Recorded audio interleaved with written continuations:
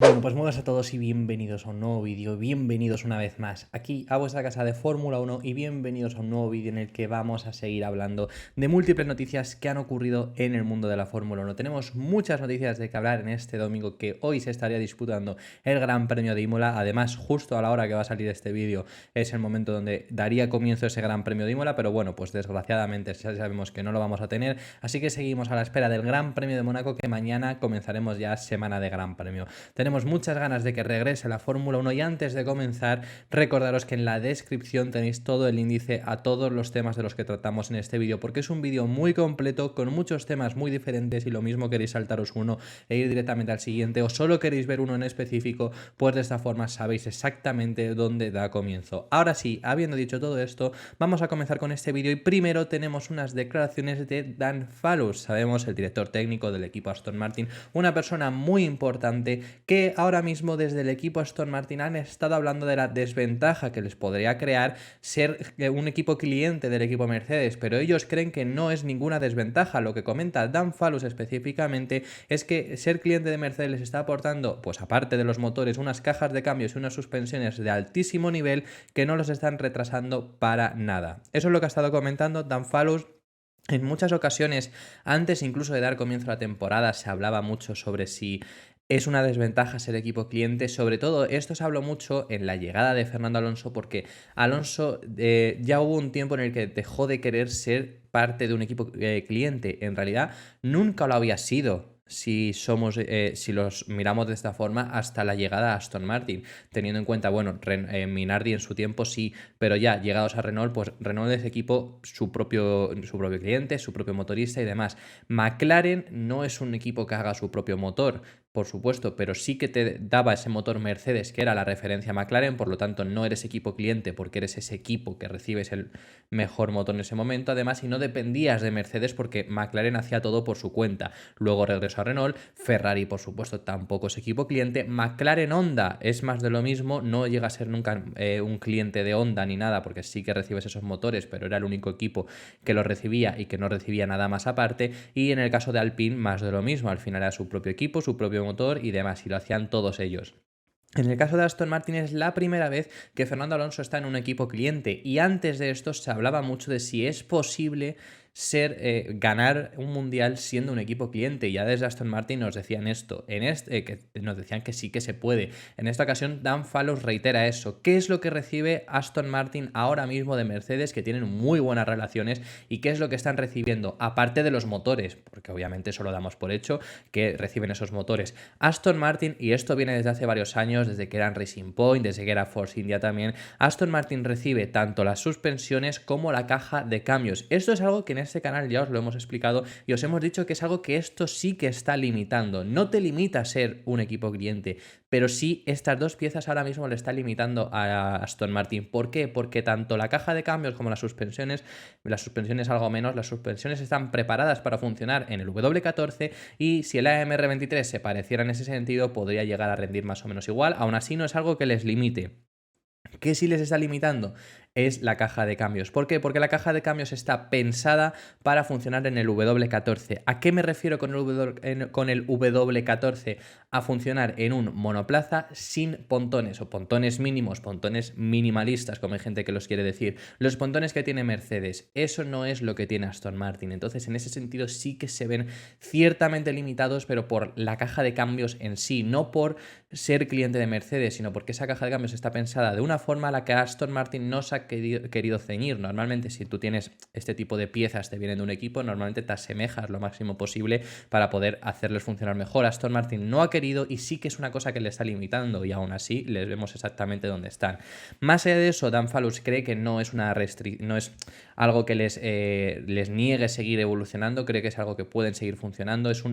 Al final son las mismas cajas de cambios y las mismas suspensiones que tiene Mercedes, que sabemos lo buen equipo que es, lo bien que lo han hecho durante grandes años. Entonces Dan Fallows no cree que esto vaya a ser una restricción. Aún así, y aquí ya lo hemos comentado también, Aston Martin se estaba planteando hacer sus propias suspensiones y caja de cambios, independientemente de qué es lo que pase con los motores para Aston Martin de llegados a 2026, porque se está hablando de la posibilidad de marcharse y que reciban motores Honda, que yo ya os he dicho personalmente que lo veo complejo, pero bueno, que son las informaciones que están habiendo y las negociaciones en sí estaban avanzadas. Más allá de ahí, el caso de las suspensiones y las cajas de cambios sí que es muy probable que Aston Martin comience a ser las suyas propias, y no porque sea una limitación ser equipo cliente, sino pues por ejemplo no tener esta restricción que ahora mismo sí tienen de tener una caja de cambios que no funciona exactamente con su diseño, y porque realmente no es económicamente es más o menos lo mismo. Al final pagarás menos por una caja de cambios específica que lo que pagas tú porque Mercedes se la dé, pero también tienes que tener todo el mantenimiento. Económicamente es más o menos lo mismo, pero quieren también independizarse de esa forma de Mercedes y tener únicamente sus motores y hacer sus propias suspensiones y caja de cambios. Así que esas son las opiniones de Dan Fallows que tenemos. Además, ayer, por ejemplo, hablamos de críticas que le han dado a Fernando Alonso. Os recomiendo que lo vayáis a ver el vídeo donde vemos una crítica de Eddie Jordan hablando sobre Fernando Alonso y cómo la ha criticado y mi opinión al respecto sobre esas críticas también. En esta ocasión tenemos dos personas que han alabado a Fernando Alonso, y el primero de ellos es el ex jefe de equipo del equipo Renault, la persona que además fichó a Fernando Alonso para que regresase a la Fórmula 1, lo único que luego la acabaron echando. Estamos hablando de Cyril Abiteboul. ¿Y qué es lo que ha hablado Abiteboul? Pues ha dicho que Fernando Alonso es el piloto más completo de toda la Tierra. Así lo ha dicho textualmente, y que esto ha quedado demostrado cuando el piloto asturiano se ha marchado a otras competiciones como el Dakar, cuando se marchó a la Indy 500, cuando ganó el Mundial de Resistencia. Ahí dejó claro que es el piloto más completo del mundo. Eso es lo que dice Cyril Abiteboul. Por supuesto, Cyril Abiteboul es una persona que siempre lo ha dicho, que le encanta a Fernando Alonso, es la persona que trajo de vuelta a Alonso a la parrilla, no lo trajo otra persona, otro jefe de equipo, lo trajo él, porque él estaba como jefe de equipo del equipo Renault cuando se anunció su fichaje y cuando se anunció también que Ricciardo se marchaba. Él lo seguía siendo a lo largo de esa temporada. Fue cuando por parte del equipo de la entidad francesa le acabaron echando, que ahora mismo está en el Mundial de Rallys, ahora mismo está con Hyundai, pero bueno, ese es otro tema. Hablando sobre este caso, Cyril Abiteboul destaca que es el mejor piloto de la Tierra. Textualmente, además, también ha dicho: Fernando no necesita presentación, es probablemente el piloto más completo de la Tierra y es una alegría volver a verlo en lo alto de la Fórmula 1. Hablando acerca del piloto asturiano, hubiera estado bien haberles visto juntos. Desde luego que mejor que en 2021 lo hubiera hecho Cyril Abiteboul como jefe de equipo, mejor que el que estuvo en el equipo Alpine, y mejor incluso que Otmar. Yo diría que también lo podría haber hecho Cyril Abiteboul, que era una persona bastante capaz, pero lo acabaron, como digo, echando de ese equipo Renault, que lo hizo bastante bien en los años de Renault. Es decir, incluso los podios que consiguió Daniel Ricciardo en aquel año 2020, consiguieron hacer un buen equipo, consiguieron ir cumpliendo poco a poco y de una forma bastante lenta, pero sí que ir cumpliendo los objetivos que tenía la marca francesa en la Fórmula 1. Finalmente tuvieron que recurrir, como por ejemplo, a fichar a Fernando Alonso, pero al final pues cambiaron la marca, cambiaron a Alpine y demás, y Cyril Abiteboul dejó de formar parte y ahí se quedó. Otra persona que también ha alabado bastante a Fernando Alonso en las últimas horas ha sido Felipe Drugovich. Felipe Drugovich, que ayer ya estuvimos hablando sobre él, habló sobre sus posibilidad de estar en la Fórmula 1, su futuro, nos estuvo detallando que va a seguir intentando llegar a la parrilla y demás, y nos habló de cómo había llegado al asiento de piloto reserva del equipo Aston Martin. Eso lo tenéis en el vídeo de ayer, así que os recomiendo que vayáis a verlo. Más allá de ahí, Felipe Drugovich ha hablado acerca de Fernando Alonso también. Sabemos que Felipe Drugovich ahora mismo es piloto reserva de Aston Martin. Felipe Drugovich coincidió con Alonso en los test de post-temporada del año pasado en Abu Dhabi, cuando finalizó la temporada, que también estuvo ahí participando Alonso, y además coincidió con él en los test de pretemporada, porque sabemos que Drugovich estuvo sustituyendo a un accidentado Lance Stroll que no pudo competir. Entonces Drugovich, que estuvo cerca de subirse incluso en aquel Gran Premio de Bahrein, ha hablado acerca de cómo es estar con Fernando Alonso, cómo es trabajar junto a él y lo que le está gustando. Lo que ha dicho textualmente es impresionante ver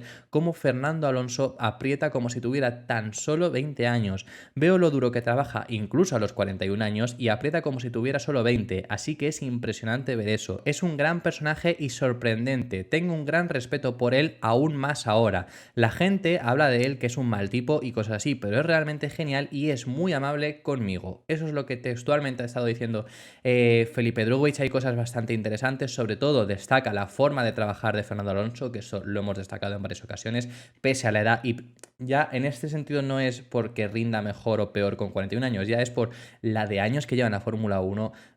Lleva 20 años, tiene 41 años, lleva 20 temporadas en la Fórmula 1. Es la carrera deportiva en la Fórmula 1 más longeva. Ningún piloto ha llegado a tener tantas temporadas como tiene Fernando Alonso. Es el piloto con más carreras disputadas en la historia de la Fórmula 1 y sigue intentándolo, sigue con esa ambición, sigue queriendo victoria, sigue queriendo el tercer título. No se ha cansado, lo hemos tratado aquí en muchas ocasiones. Y ya luego, pues si encima tiene este rendimiento, le respeta físicamente su propio cuerpo, pues es espectacular. Y eso mismo también lo destaca Felipe Drugovich, que además pues también habla acerca de eso, habla sobre la percepción que muchas veces se tiene, sobre todo. Yo creo que esto también lo habla él porque fuera de España se le tiene una percepción peor en los medios ingleses, que esto viene todo desde aquel año 2007, ya no por la batalla con Hamilton, sino por cómo sale de McLaren. Se le tiene una percepción pues bastante errónea, creo yo, y él llega a comentar eso, ¿no? Que se le tiene como un mal tipo, llega a decir en algunas ocasiones, pero que con él siempre ha sido muy amable. Él ya lo comentó también durante los test de pretemporada, que se sentaba con él, hablaba con él, le preguntaba sus propias sensaciones con el AMR23, esto todo en los test de pretemporada que tuvimos esta temporada, porque recordemos que Drugovich los corrió porque Lance Stroll no pudo estar y todo eso, entonces que le destacó bastante, eso lo dijo ya en aquel momento, le destacó bastante que un Fernando Alonso se sentase con él a ver sus propias sensaciones con el AMR23, una persona que un Fórmula 1 lo había subido ese año y en los test de post-temporada en Abu Dhabi no se había subido más en un Fórmula 1, y le destacaba bastante eso, que estuviera interesado por ver también sus propias sensaciones. Entonces ese es Fernando Alonso y ese es el elogio que le ha dicho tanto Felipe Drugovich como también se lo había dicho Cyril Abiteboul. Alguien que no ha recibido elogios y casualmente es muy curioso por de dónde viene es Charles Leclerc. ¿Cómo que por de dónde viene? Pues es que Charles Leclerc ha sido criticado por el vicepresidente de Ferrari.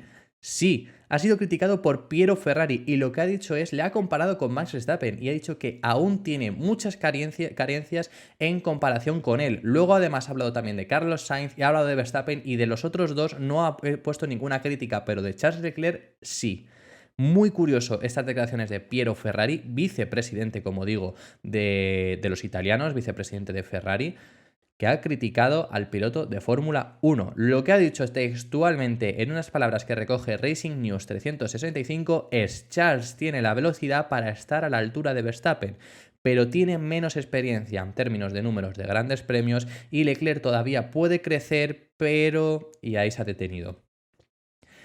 Me parece bastante curioso, no digo que no tenga razón, yo en este canal lo hemos comentado en alguna ocasión, yo siempre lo he dicho, recientemente en un vídeo lo tratamos sobre la nueva generación de pilotos y demás, y yo dije que de la nueva generación de pilotos destacan, para mí, Verstappen, Leclerc, Russell y Norris, posiblemente en ese ritmo, pero casualmente, posiblemente en ese orden, pero Verstappen destaca sobre todo mucho sobre ellos, porque además también tiene más experiencia, y en ese orden en cuanto a por ritmo, posiblemente ritmo puro, posiblemente sea ese nivel, pero en cuanto a errores, Leclerc destaca bastante porque comete muchos errores en muchas ocasiones.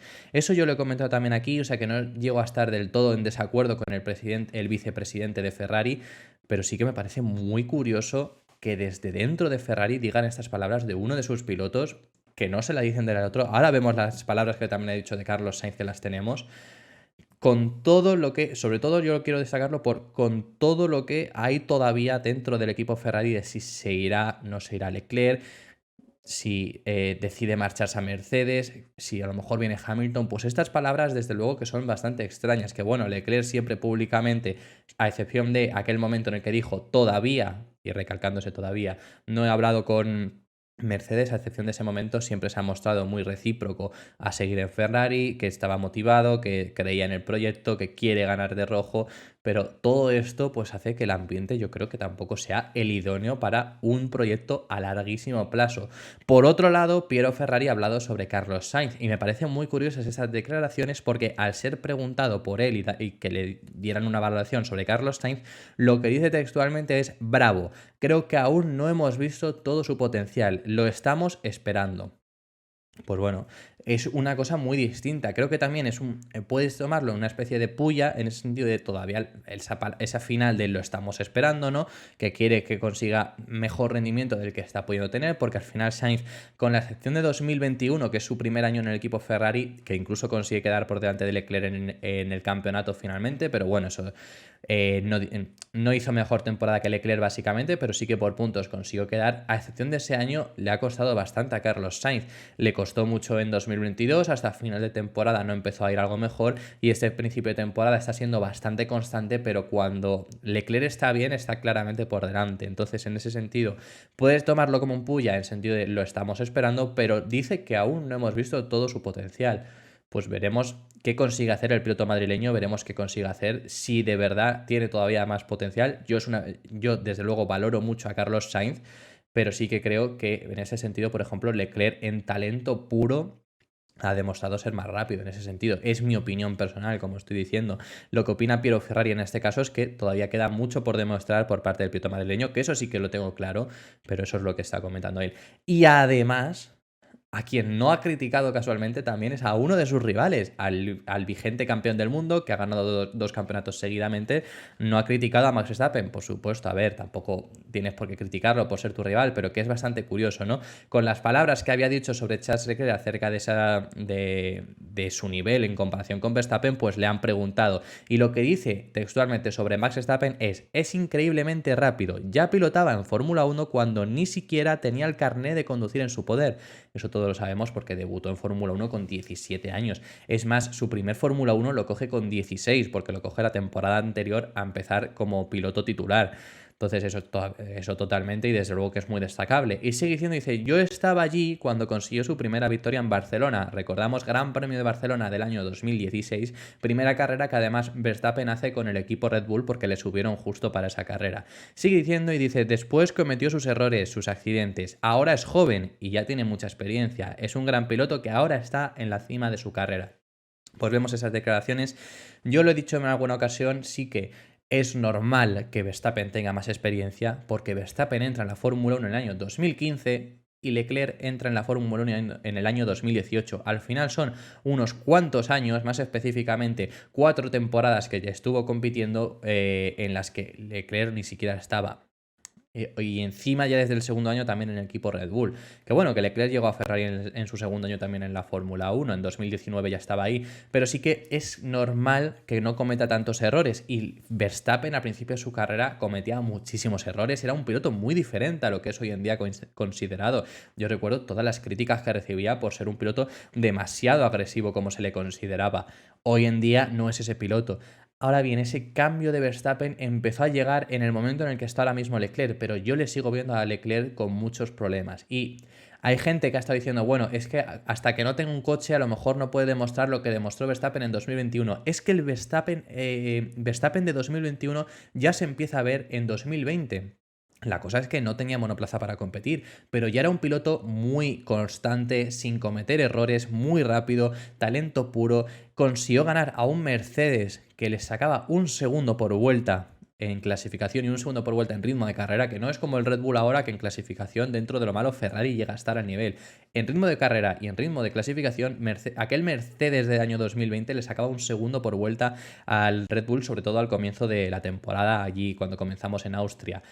Y aún así, casi queda segundo del Mundial de Pilotos, por delante de Valtteri Bottas. Logró ganar aquel Gran Premio del 70 aniversario, o el de Silverstone, como se corrieron dos seguidas. No recuerdo cuál fue la que gana Verstappen. Pensé que gana la segunda carrera que se disputó porque trajeron unos neumáticos más blandos. La primera fue el pinchazo de Hamilton. Creo que fue del 70 aniversario el que logró ganar Max Verstappen y consigue ganar, pues por ejemplo, el Gran Premio de Abu Dhabi y demás. Entonces, ese Verstappen, bueno, se le empezó a ver al quinto año en la Fórmula 1, podríamos decir.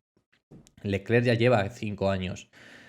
Igualmente, yo creo que todavía tiene muchísimo potencial, tiene mucho que demostrar desde luego y esas son las palabras que ha dicho tanto Piero Ferrari como lo que opino yo al respecto. Vamos a pasar de tema, vamos rápidamente y tenemos una noticia con respecto a Liberty Media y es que han desmentido los recientes rumores de una posible venta. Recordamos aquí en este canal ya lo tratamos durante febrero, pero como mucha gente hay nueva en este canal y no lo habríais podido ver, os lo recuerdo, se estuvo hablando muy fuertemente de un interés de compra de la Fórmula 1, algo que era un precio además desorbitado lo que habían ofrecido, porque lo habían ofrecido desde Arabia Saudí, que querían hacerse con los servicios de emisión de la Fórmula 1. Pues Liberty Media ya en ese momento rechazaron aquella oferta, pero Arabia Saudí en teoría iba a seguir intentándolo. Liberty Media ha puesto el cartel de no se vende, no quieren vender la Fórmula 1, no está en venta y además esto lo ha confirmado el director general de Liberty Media, lo que ha dicho es que quieren seguir ampliando las carreras. Esto es un disparate, pero bueno, lo que ha dicho el director general de Liberty Media, Greg Maffei, lo que ha dicho es: cualquiera dice que nuestros amigos, los saudíes, van a comprar la Fórmula 1 la próxima semana o algo así.